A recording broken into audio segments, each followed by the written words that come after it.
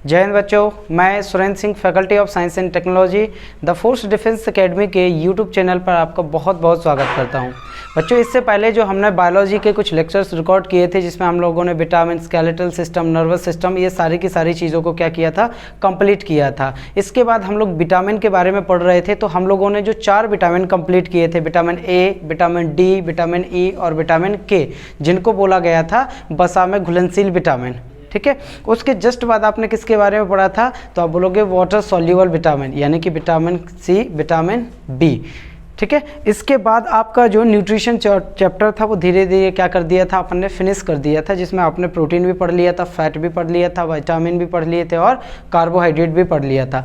आज आपको जो टॉपिक स्टार्ट करने वाला है वो आपका डाइजेस्टिव सिस्टम होगा। डाइजेस्टिव सिस्टम यानी जिसको हिंदी में क्या कहा जाता है, पाचन तंत्र।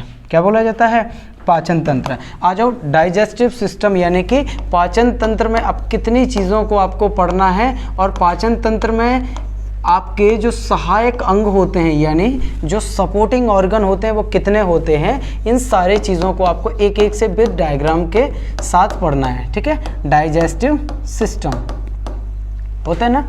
चलो, अब आपको सबसे पहले तो डेफिनेशन यही आती है कि सर जो डाइजेस्टिव सिस्टम है, डाइजेस्टिव सिस्टम करता क्या है हमारे बॉडी में, तो आप एक जनरली टर्म में बोल देते हो कि भोजन का पाचन करना, यानी डाइजेशन ऑफ फूड, भोजन का पाचन करना। बट ऐसी बात नहीं है, इसके साथ साथ भी और भी चीज़ें होती हैं, जैसे भोजन का अंदर लेना जिसे अंतःग्रहण कहलाता है। ठीक है, उसके बाद फिर भोजन का पाचन होता है जिसे भोजन का डाइजेशन कहा जाता है। तीसरा होता है क्या, तो आप बोलोगे उसका एब्जॉर्प्शन यानी भोजन का अवशोषण। देन फोर्थ होता है एसिमिलेशन यानी कि स्वांगीकरण, जो पचा हुआ भोजन है उसका जूस क्या करना, इकट्ठा करना एक जगह और पूरे बॉडी में क्या करना, भेजना। देन सबसे लास्ट में जो प्रोसेस आएगी उसको अपन निष्कासन बोलेंगे, और निष्कासन में पचने के भोजन के पचने के पश्चात जो वेस्ट मटेरियल बचता है वो बाय एनस के थ्रू हमारे बॉडी से कहाँ हो जाता है, एक्सक्रीट आउट हो जाता है, यानी कि बाहर चला जाता है। इतनी सारी प्रोसेस, जब प्रोसेस बाय प्रोसेस अपन पढ़ते जाएंगे तब अपन बोलेंगे कि पाचन तंत्र अपना क्या हुआ है, कंप्लीट हुआ है। लेकिन पाचन तंत्र की कभी कभी डेफिनेशन अगर आपसे कोई पूछे कि पाचन तंत्र होता क्या है, ये काम कैसे करता है, तब आप बताना कि पाचन तंत्र एक ऐसी प्रक्रिया है जिसमें भोजन के बड़े मॉलिक्यूल्स किसमें ब्रेक डाउन होते हैं, छोटे मॉलिक्यूल्स में। किसकी सहायता से, एंजाइम की सहायता से।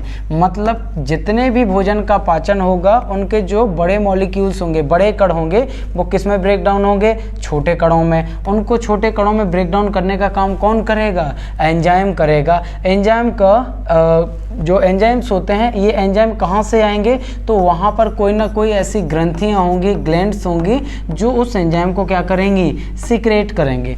मतलब जहाँ जहाँ हमारे बॉडी में भोजन का पाचन होगा या जो फूड मटेरियल्स के बड़े पार्टिकल्स होते हैं, बड़े बड़े कण होते हैं, जब छोटे कणों में टूटते हैं तो उनको तोड़ने का काम किसका होता है, आपके एंजाइम्स का होता है। और एंजाइम्स को निकालेगा कौन, ग्लैंड्स यानी कि ग्रंथियाँ। ठीक है, चलो आगे आ जाते हैं। तो इसमें 2 चीज़ें और आपको बार बार बोला जाएगा कि कैटाबॉलिज्म और एनाबॉलिज्म। क्या बोला जाएगा, कैटाबॉलिज्म और एनाबॉलिज्म। कुछ नहीं है, बस इतनी चीज़ है। कैटाबॉलिज्म का मतलब होता है किसी भी चीज़ को तोड़ना, और एनाबॉलिज्म का मतलब होता है किसी भी चीज़ को जोड़ना। यानी हम बोल सकते हैं कि पाचन तंत्र एक ऐसी प्रक्रिया है जिसमें भोजन के बड़े पार्टिकल्स कैटाबॉलिज्म और एनाबॉलिज्म प्रोसेस के द्वारा ब्रेक डाउन होते हैं by the help of enzyme, जिससे हमारे बॉडी को क्या मिलती है, एनर्जी मिलती है। और एनर्जी मिलने के साथ ही हमारे बॉडी क्या हो जाती है, काम करने के लिए तैयार हो जाती है। ठीक है, इस सारी की सारी प्रोसेस को हम लोग क्या नाम दे देते हैं, डाइजेस्टिव सिस्टम, यानी कि भोजन का पाचन। ठीक है, लेकिन जहाँ जहाँ आपको ये सिस्टम वर्ड लिखा मिले, क्या लिखा मिले, सिस्टम लिखा मिले, इसका मतलब क्या होता है, देन आप बताओगे कि इस सिस्टम का मतलब होता है कि इसमें एक से ज़्यादा ऑर्गन काम कर रहे होंगे, है ना। सिस्टम का मतलब होता है कि इसमें एक से ज़्यादा ऑर्गन काम कर रहे होंगे, तभी सिस्टम बनता है। तो आप बताओगे पाचन तंत्र में ऐसे कितने ऑर्गन हैं जो काम करते हैं, तो आपको बताना है पाचन तंत्र में मुख्यतः जो अंग होते हैं वो जो कार्य करते हैं वो निम्न प्रकार से हम उनको डिवाइड कर सकते हैं। एक को बोला जाता है क्या, तो आप बोलोगे फर्स्ट को बोला जाता है एलिमेंट्री कैनाल। कैनाल, जिसको हिंदी में क्या कहा जाता है, आहार नाल। क्या बोला जाता है, आहार नाल। ठीक है, इसका कभी कभी अगर दूसरा नाम पूछ लिया जाए तो आप बता देना, इसका दूसरा नाम होता है जीआई ट्रैक्ट। क्या बोला जाता है, जीआई ट्रैक्ट। ठीक है, दूसरा आपको दूसरी तरफ जो डाइजेस्टिव सिस्टम के अंतर्गत मदद करने वाले जो ऑर्गन होते हैं उनको बोला जाता है डाइजेस्टिव ग्लैंड। डाइजेस्टिव ग्लैंड है ना, जिनको हिंदी में बोला जाता है क्या, पाचन ग्रंथियाँ। पाचन ग्रंथियाँ। अब देखो यहाँ भोजन को पचाने के लिए ग्रंथियाँ उपयोग नहीं होती हैं, इन ग्रंथियों से निकलने वाला एंजाइम्स आपके भोजन को क्या करता है, पचाता है। यानी कि बाहर एंजाइम आएगा और भोजन को ब्रेक डाउन करेगा। देन आप बताओगे कि इसका दूसरा नाम अगर पूछ ले तो आप इसको बोला जाता है सपोर्टिंग सिस्टम। क्या बोला जाता है, सपोर्टिंग सिस्टम। और सपोर्टिंग सिस्टम इसलिए कहा जाता है क्योंकि भोजन को पचाने के लिए जितने ऑर्गन होंगे वो इसमें आ जाएंगे, उस ऑर्गन में भोजन को पचाने में जो मदद करेंगे वो इस साइड आ जाएंगे। क्लियर है, चलो आ जाओ। तो कौन कौन से ऐसे ऑर्गन हैं, तो देखो नंबर फर्स्ट, आपका नंबर फर्स्ट हो जाता है भोजन किसके द्वारा आप लेते हो, माउथ के द्वारा, मतलब मुख। मुख से जस्ट पीछे फिर भोजन जाता है कहाँ पर, तो जिसको बोला जाता है बक्कल कैविटी। क्या बोलते हैं, बक्कल कैविटी। बक्कल कैविटी का ही दूसरा नाम होता है ओरल कैविटी। ओरल कैविटी का ही एक और नाम होता है जिसे बोला जाता है माउथ कैविटी। माउथ कैविटी, या जिनको हिंदी में कहा जाता है मुख गुहिका। क्या कहा जाता है, मुख गुहिका कहा जाता है। ठीक है, फिर आगे आओ, तो तीसरे नंबर पे फिर खाना कहाँ जाता है, तो आप बोलोगे तीसरे नंबर पे खाना जाता है फेरिक्स में। फेरिक्स यानी कि ग्रेसनी में। ग्रेसनी के बाद फिर खाना कहाँ जाएगा, देन आप बोलो ग्रेसनी के बाद खाना जाएगा ईसोफेगस में। ईसोफेगस को बोला जाता है ग्रास नाल। क्या बोलते हैं, ग्रास नाल बोलते हैं। ठीक है, फिर आगे आओ, ईसोफेगस के बाद जस्ट भोजन कहाँ जाएगा, स्टमक में जाएगा। स्टमक को बोलते हैं क्या, पेट, या इसको कभी कभी एक उर्दू वर्ड भी नाम दिया जाता है उदर। फिर आगे आओ, फिर भोजन कहाँ पहुँचेगा, तो आप बोलोगे small intestine. Small intestine, intestine जिसको बोला जाता है छोटी आंत। फिर भोजन कहाँ पहुँचेगा, छोटी आंत। फिर आ जाओ large intestine. Large intestine, large intestine को हिंदी में बोलते हैं बड़ी आंत। क्या बोलते हैं, बड़ी आंत। और देन सबसे लास्ट में बाई एनस के थ्रू, जिसको हिंदी में गुदा कहा जाता है, बाई एनस के थ्रू शरीर से कहाँ चला जाता है, बाहर चला जाता है। यानी हम अगर कह सकें कि भोजन को पचाने में कितने ऐसे ऑर्गन होते हैं जो काम करते हैं, तो आपको बताना है 8 ऐसे ऑर्गन होते हैं जो भोजन को पचाने में क्या करते हैं, मदद। 8 वो कौन कौन से ऑर्गन होते हैं, देन आप बताओगे सबसे पहले माउथ। माउथ के पीछे की तरफ थोड़ा सा जाओगे तो बक्कल कैविटी। बक्कल कैविटी के जस्ट नीचे जाओगे तो आपको फेरिक्स। फेरिक्स के जस्ट नीचे जाओगे तो ये आपका ईसोफेगस। ईसोफेगस के जस्ट नीचे जाओगे तो आपका स्टमक। स्टमक के और नीचे जाओगे तो छोटी आंत। छोटी आंत किसके अंदर रहती है, बड़ी आंत के, और बड़ी आंत से ही कौन जुड़ा होता है, एनस। तो एनस के थ्रू शरीर से कहाँ हो जाता है, बाहर हो जाता है। तो कितने ऑर्गन हो गए, 1 2 3 4 5 6 7 और 8। 8 ऐसे अंग होते हैं जो हमें भोजन में पचाने में क्या करते हैं, सहायक होते हैं। लेकिन मैंने आपको फर्स्ट लाइन में ही एक चीज़ बोली है कि भोजन का पाचन होना मतलब बड़े कणों से छोटे कणों में टूटना। और जब बड़े कण छोटे कणों में ब्रेक डाउन होते हैं, टूटते हैं, तो उनको तोड़ने का काम किस मीडियम का होता है, तो आप बोलोगे कि एंजाइम का होता है। एंजाइम कहाँ से आते हैं, देन आप बताओगे कि एंजाइम आते हैं पाचन ग्रंथियों से। पाचन ग्रंथियाँ क्या होती हैं, तो आप बोलोगे ऐसी ग्लैंड्स जो भोजन को पचाने वाले एंजाइम को सिक्रेट करती हैं, निकालती हैं, तो उनको पाचन ग्रंथियाँ बोला जाता है। फिर आपका एक क्वेश्चन आता है कि बताओ सर, भोजन का पाचन आपके शरीर में कितनी जगह पर होता है। भोजन का पाचन शरीर में कितनी जगह पे होता है, आपको बताना है 3 जगह पे होता है ना। पहला आपका कहाँ पर, बक्कल कैविटी। कहाँ पर, बकल कैविटी। तो इधर पर एक एंजाइम सिक्रेट होता है और वो इस एंजाइम को सिक्रेट करने का काम होता है ग्लैंड का, जिसको बोला जाता है सलाइवरी ग्लैंड्स। क्या बोला जाता है? Salivary glands. यानी इधर अगर माउथ में भोजन का पाचन हो रहा है तो उसको पचाने का काम किसका होगा? तो आप बोलोगे लार ग्रंथियों का। और लार ग्रंथियां यहाँ से एंजाइम को सिक्रेट करेंगी जो भोजन को पचाने में मदद करेंगी। दूसरी बार भोजन का पाचन कहाँ होता है? देन आप बताओगे कि उधर। उधर मतलब पेट में। तो पेट में कौन सी ऐसी ग्रंथियां होंगी जो एंजाइम निकालती होंगी, तब तो भोजन का पाचन होगा। पेट में भोजन का पाचन कब होगा? जब वहाँ पर एंजाइम होगा। एंजाइम कब होगा? जब ग्रंथियाँ होंगी। तो यहाँ पर कौन सी ग्रंथियाँ होती हैं? देन अब बताओगे। इधर से पढ़ना है आपको गैस्ट्रिक ग्लैंड्स के बारे में। किसके बारे में पढ़ना है? गैस्ट्रिक ग्लैंड्स के बारे में, मतलब कि जठर ग्रंथियाँ। किसके बारे में पढ़ना है? जठर ग्रंथियों के बारे में। देन तीसरा आ जाओ कि भोजन का और पाचन कहाँ होता है, तब आप तीसरा जो ऑर्गन बताओगे वो कौन सी आंत होती है? छोटी आंत होती है। छोटी आंत में भोजन का पाचन कैसे होता है? देन आप बताओगे छोटी आंत में भोजन का पाचन इसलिए होता है क्योंकि उधर होती है इंटेस्टाइनल ग्लैंड। इंटेस्टाइनल ग्लैंड यानी कि आंतीय ग्रंथियाँ। आंतीय ग्रंथियाँ, और ये आंतीय ग्रंथियाँ एंजाइम्स को सिक्रेट करेंगी और वहीं क्या करेंगी? भोजन का पाचन। यानी इट मीन्स हम बोल सकते हैं कि भोजन को पचाने के लिए हम 3 जगह का उपयोग करते हैं। एक तो माउथ, जहाँ पर कार्बोहाइड्रेट जो स्टार्च फॉर्म में होता है हमारे माउथ में, उसको ग्लूकोज में कन्वर्ट करने का काम माउथ में हो जाता है। यानी भोजन का पाचन स्टार्ट कहाँ से हो जाता है? माउथ में। करता कौन है? एंजाइम्स। एंजाइम्स को वहाँ कौन निकालेगा? सलाइवरी ग्लैंड्स यानी कि लार ग्रंथियाँ। दूसरी बार भोजन का पाचन पेट में होगा। कौन करेगा? एंजाइम करेंगे। एंजाइम को निकालेगा कौन? जठर ग्रंथियाँ। तीसरी बार भोजन का पाचन कहाँ होगा? आंत में। आंत में यानी कि छोटी आंत में। वहाँ पर एंजाइम करेगा। एंजाइम कौन निकालेगा? आंतीय ग्रंथियाँ। इसके अलावा आपको पाचन तंत्र में 2 और ऐसी ग्रंथियाँ होती हैं, 2 और ऐसी ग्लैंड्स होती हैं जो मदद करती हैं। अब वो कौन कौन सी ऐसी ग्लैंड्स हैं 2? तो आप बताओगे नंबर फर्स्ट में लीवर। नंबर फर्स्ट में क्या? लीवर, जिसको हिंदी में क्या कहा जाता है? यकृत कहा जाता है। और नंबर सेकंड यहाँ पर क्या होता है? तो आप बताओगे देन पैंक्रियाज। क्या होता है? पैंक्रियाज, जिसको बोला जाता है अग्नाशय। क्या बोला जाता है? अग्नाशय बोला जाता है।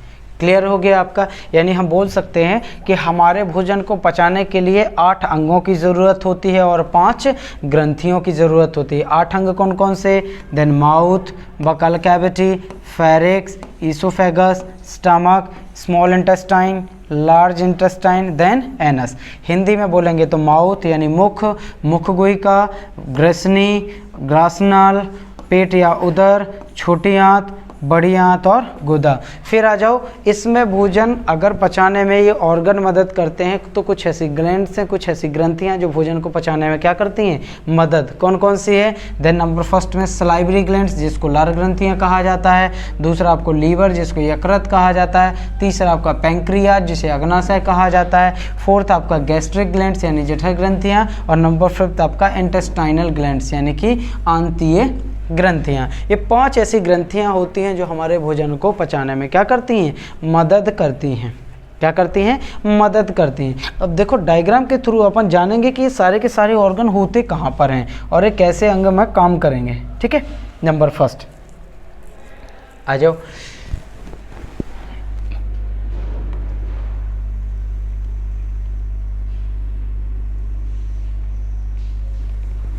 ये माउथ हो गया,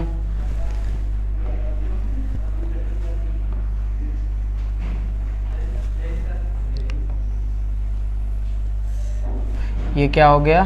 स्टमक हो गया। ठीक है, स्टमक के बाद आपका इस साइड क्या हो गया? लीवर हो गया। इस साइड क्या हो गया? लीवर। लीवर में ही अंदर की तरफ क्या होता है? Gall bladder. क्या होता है? Gall bladder. थोड़ा सा अपन क्या कर लो, इसको छोटा बनाते हैं। ठीक है, चलो।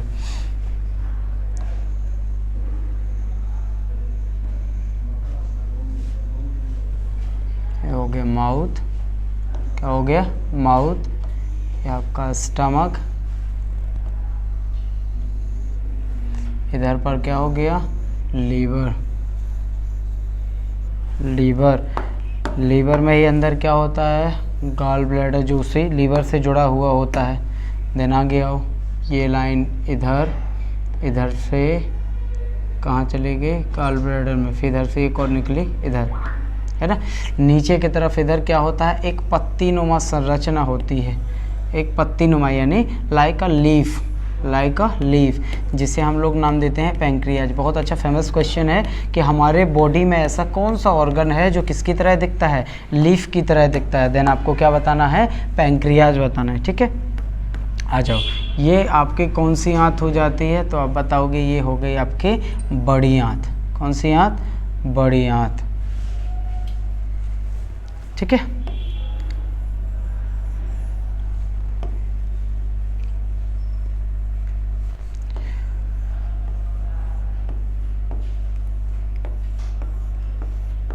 ये एनस, क्या हो गया, एनस हो गई, ठीक है। इधर आ जाओ, ये आपके बड़ी आंत का लास्ट वाला पार्ट, और इस लास्ट वाले पार्ट में क्या होता है, अपेंडिक्स होता है। क्या होता है, अपेंडिक्स होता है, ठीक है। आ जाओ, छोटी आंत कहाँ गई, तो छोटी आंत ये ऐसे फोल्ड होती हुई कहाँ जुड़ी होती है, बड़ी आंत से। ये छोटी आंत हो गई। चलो, इतने में आपका काम हो जाएगा, क्लियर है। नंबर फर्स्ट देखो, नंबर फर्स्ट में हमने लिखा है कि क्या होता है, माउथ। क्या होता है, माउथ। सबसे पहले भोजन कहाँ, माउथ में, यानी कि मुख में।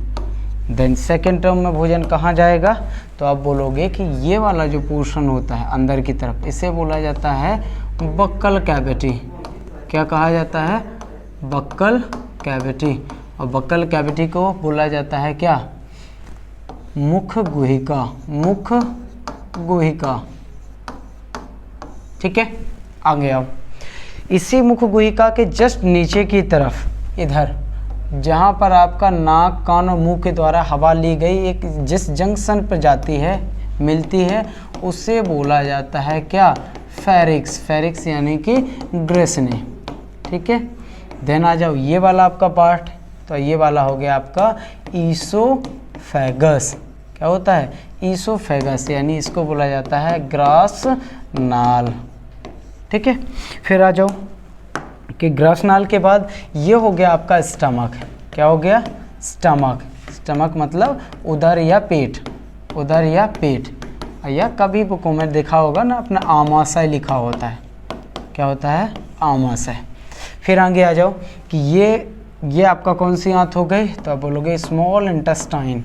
स्मॉल इंटेस्टाइन, इंटेस्टाइन जिसको हिंदी में बोला जाता है छोटी आंत, छोटी आंत, ठीक है। फिर ये क्या है, आप बोलोगे लार्ज इंटेस्टाइन, जिसको बोला जाता है बड़ी आंत, बड़ी आंत, ठीक है। और ये कौन सा हो गया, तो आप बोलोगे ये हो गया एनस, जिसको हिंदी में क्या कहा जाता है, गुदा। अब मैंने आपको फर्स्ट टाइम ही बता दिया है कि आपको भोजन के पचाने के लिए कितने ऐसे ऑर्गन हैं जो काम करते हैं, तो आपने बोला 8। 8 कौन कौन से हैं, देखो। नंबर फर्स्ट आपका क्या हो गया, माउथ। नंबर सेकेंड में बकल कैविटी। नंबर थर्ड में ग्रेसनी। नंबर फोर्थ में ईसोफेगस। नंबर फिफ्थ में स्टमक। नंबर सिक्स्थ में स्मॉल इंटेस्टाइन। नंबर सेवेंथ में लार्ज इंटेस्टाइन। और नंबर एट्थ में क्या, तो आप बोलोगे कि एनस, ओके। फिर यहाँ से आपको एक चीज़ और जानने की ज़रूरत है कि अगर भोजन का पाचन 3 जगह हो रहा था, और 3 जगह कहाँ कहाँ होता है, तो आपने बताया था पहला पाचन होता है माउथ में, दूसरा स्टमक में और तीसरा छोटी आंत में। तो इधर पर एंजाइम भी होगा, इधर पर क्या होगा, एंजाइम भी होगा। और अगर एंजाइम है तो उस एंजाइम के निकालने के लिए ग्लैंड्स भी होंगे, ग्रंथियाँ भी होंगी। तो देखो आपके माउथ में होती हैं एक जोड़ी इधर, एक जोड़ी इधर और एक जोड़ी पीछे की तरफ। मतलब आपके माउथ में 6 क्या होती हैं, लार ग्रंथियाँ। ये होती हैं, नंबर में कितनी होती हैं, नंबर में 6। और अगर पेयर में बात करें यानी कि जोड़े में बात करें तो कितनी होती हैं, 3 पेयर होती हैं। इनको बोला जाता है सलाइवरी ग्लैंड्स। क्या बोलते हैं, सलाइवरी ग्लैंड्स। यही वो ग्रंथियां होती हैं, लार ग्रंथियां होती हैं जो एंजाइम्स को सिक्रेट करेंगी या एंजाइम्स को निकालेंगी और आपके माउथ में भोजन का पाचन स्टार्ट हो जाएगा। दूसरी बार भोजन का पाचन कहाँ हो रहा था, तो आपने बोला स्टमक में। स्टमक में कहाँ पर ग्लैंड्स पाई जाती हैं, तो आप बोलोगे स्टमक में ये जो दीवार होती है, ये जो लाल कलर की मैं स्ट्रक्चर बना रहा हूँ, ये आपकी क्या हो जाती हैं, ये आपकी हो गई गैस्ट्रिक ग्लैंड। कौन सी हो गई, गैस्ट्रिक ग्लैंड। और गैस्ट्रिक ग्लैंड्स को क्या बोला जाता है, तो आप बोलोगे जठर ग्रंथियाँ। यानी आपके पेट में यदि भोजन का पाचन हो पा रहा है, भोजन के लार्ज पार्टिकल्स स्मॉल पार्टिकल्स में अगर ब्रेक डाउन हो पा रहे हैं, तो उधर एंजाइम्स की ज़रूरत होती है। और वो एंजाइम्स कौन सिक्रेट करेगा, देन आप बताओगे कि गैस्ट्रिक ग्लैंड्स। फिर थर्ड नंबर में और भोजन का पाचन कहाँ हो रहा था, देन आपने बताया कि छोटी आंत में। कहाँ पर, छोटी आंत, यानी जिसको बोला गया है स्मॉल इंटेस्टाइन। क्या बोला जाता है, स्मॉल इंटेस्टाइन। और अगर इसको स्मॉल इंटेस्टाइन बोला गया है और इधर भोजन का पाचन होता है, मतलब कहीं ना कहीं इधर एंजाइम भी होंगे, और एंजाइम होंगे तो एंजाइम कहाँ से आए होंगे, देन आप बताओगे इधर एंजाइम आए होंगे इंटेस्टाइनल ग्लैंड्स के थ्रू। किसके, इंटेस्टाइनल ग्लैंड्स के थ्रू, है ना, ग्लैंड्स के थ्रू, यानी जिसको बोला जाता है आंतीय ग्रंथियाँ। क्या, आंतीय ग्रंथियाँ। क्लियर है इतनी चीज़। यानी हम बोल सकते हैं कि हमारे भोजन के पाचन में कितनी ऐसी ग्रंथियाँ जो मदद करती हैं, 5 ऐसी ग्रंथियाँ हैं। 2 कौन कौन सी बच गई हैं, तो एक इसको बोला जाता है पैंक्रियाज।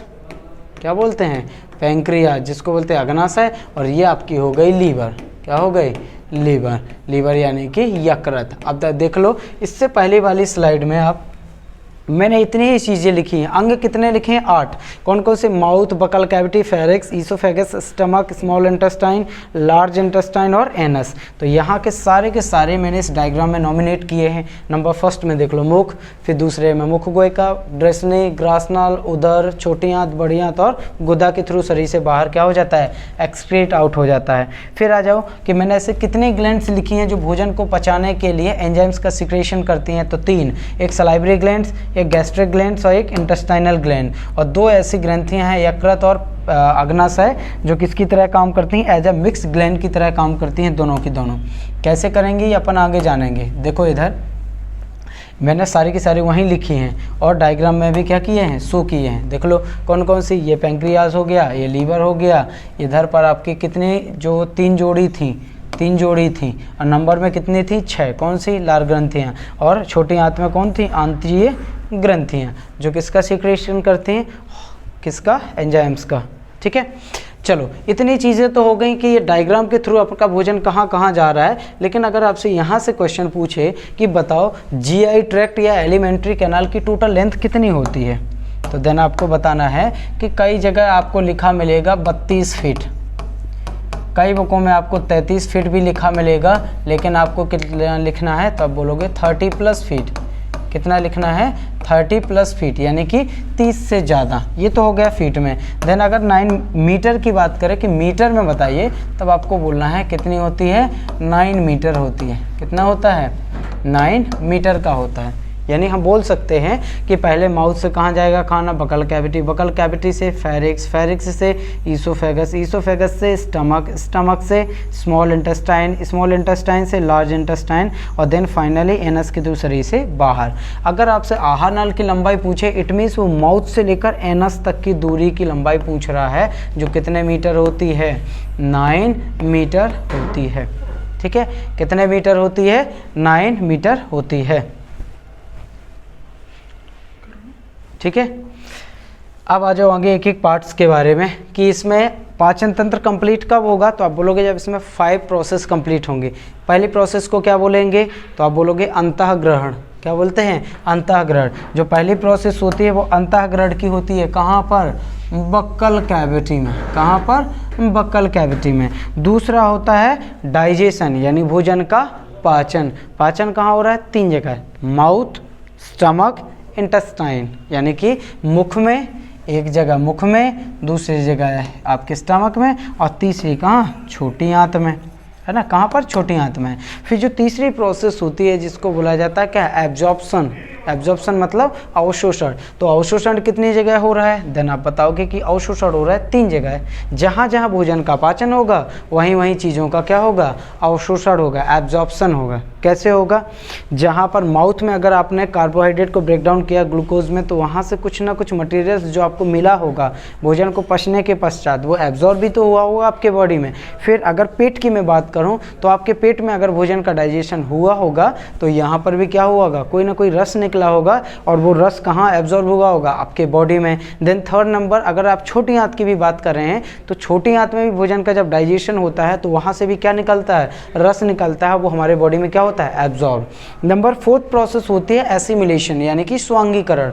स्वांगीकरण का मतलब होता है कि जो आपके बॉडी में एब्जॉर्ब जूस है, जो भोजन के पचने के पश्चात क्या हुआ है, एब्जॉर्ब हुआ है, वो एब्जॉर्ब किया हुआ जूस बॉडी के हर एक अंग तक पहुंचाना, जिससे हर एक अंग को क्या मिले, एनर्जी मिले और आप काम कर पाओ सही तरीके से। सारे शरीर में पहुंचाने की प्रोसेस ही क्या कहलाती है, एसिमिलेशन यानी कि स्वांगीकरण। और सबसे लास्ट में होता है क्या, निष्कासन। तो देन आपने बताया कि हमारे बॉडी में भोजन लिया, भोजन का पाचन हो गया, भोजन का एब्जॉर्प्शन हो गया और सारे बॉडी में पहुंच भी गया। लास्ट में क्या बचता है, जो वेस्ट मटेरियल बचता है हमारे भोजन के पचने के पश्चात, जो वेस्ट मटेरियल यानी अपशिष्ट पदार्थ बनता है, वो बड़ी आंत के द्वारा होता हुआ कहाँ पहुँच जाता है, तो आप बोलोगे कि हमारे रेक्टम में। कहाँ पहुँच जाता है, रेक्टम में। ये रेक्टम हो गया, और रेक्टम के बाद फिर बाई एनस के थ्रू शरीर से कहाँ हो जाता है, बाहर हो जाता है। इस प्रकार से हम बोल देते हैं कि हमारा पाचन तंत्र कैसा होता है, कंप्लीट होता है। लेकिन ये तो केवल एक स्टेप थी, क्या थी, एक स्टेप थी। अब एक एक ऑर्गन के बारे में पढ़ना कि अगर माउथ में भोजन का पाचन हो रहा है तो कौन सा ऐसा एंजाइम है जो माउथ में भोजन का पाचन कराता है। दूसरा, वहाँ कौन कौन सी ग्लैंड्स यानी कि ग्रंथियाँ होती हैं। सेकंड, आपको क्या पढ़ना है कि आपके कितने दांत होते हैं यानी टीथ के बारे में। थर्ड, आपको टंग के बारे में पढ़ना है, ठीक है। तो ये सारी की सारी चीज़ें हम इसके सेकंड वाले पार्ट में डिस्कस करेंगे। आज के लिए हमारा इतना ही, जिसमें हमने जाना कि पाचन तंत्र क्या होता है, पाचन तंत्र कितने अंग काम करते हैं, पाचन तंत्र में कितनी ग्रंथियां काम करती हैं, और ये कहाँ कहाँ क्या होती हैं, स्थित होती हैं। हमने बिट डायग्राम के साथ क्या किया है, इसको पूरा का पूरा एक्सप्लेन किया है। अब एक एक अंग को लेकर, चाहे वो माउथ हो, चाहे आपके ये जितने भी 8 अंग मैंने लिखवाए हैं, ये 8 अंग को एक एक करके अपन डिस्क्राइब करेंगे अगले लेक्चर में। तब तक के लिए जय हिंद।